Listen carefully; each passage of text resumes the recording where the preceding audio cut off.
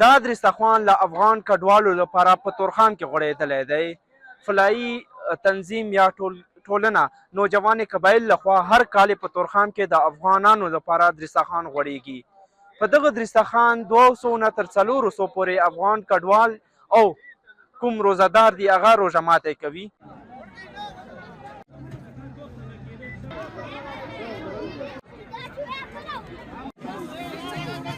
تورخم کې هر کال که کډوالي کني نو دلته خلک پاتې کېږي د ګیټ بندېدو نه پس. ځکه چې که وګورو روژه نو خلک هلته افایې هغه ځای کې افغانستان کې محکمې کار نشي کړی، بس روژې د وجې ټیم چټي اخلي. نو چټۍ نه بعد دلته خلک پاتې شي.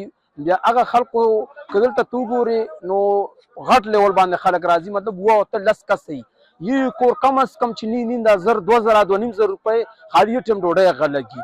نو دې کې ډېر خلک غریب وي، دا وس یې نه جوړېږي چې خپل بندوبست وکړه. نو موږ الحمدلله دام 10 کاله برابرېږي چې موږ په دې شي کې لګیا یو. دا کار هم شروع کړی دی. په دغه کې ډرایور هم وي، دغه کې مزدور هم ناست دي، او په دغه کې زنانه هم وي، ماشومان هم وي، هر قسم خلک دلته راځي دغه کې کیني. او دا یو 10 کال دی چې ښه کامیابۍ سره دا زموږ دسترخوان روان دی.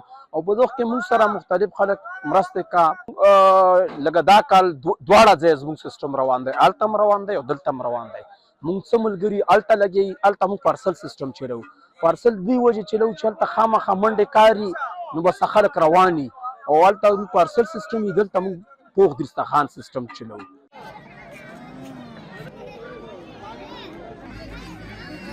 دلته په لویه شمېره کې زنانه او ماشومان راغلي دي، او الحمدلله زموږ سره خلک ښېګړې کا او زموږ دغه خوراکي توکي په تیارو او بیا یې راوړو دغه کډوالو په دا کوم مسافر چې افغانستان ته روان دي په دغو باندې روژه ماتی ورکوو.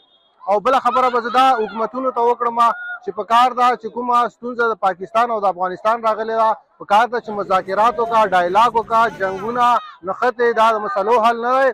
بل دا روژې مبارکه میاشت ده. موږ مختلف ملګري لګیا دي.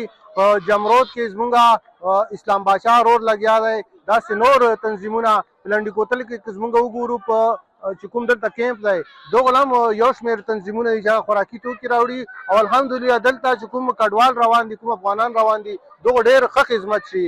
دا بالکل زه په دغه ستا په کیمرې په شیشه باندې یم چې دلته خوراکي توکي دومره زیاتې شي چې بیا دلته زموږ چې کوم کلیوال دغه ځایي خلک دي په دغو باندې وشو. الحمدلله دلته زموږ چې کوم تنظیمونه دي دوی سره ښېګړې کا او خوراکي توکي وله راوړي او دوی ترې رارسوي روژه ماته.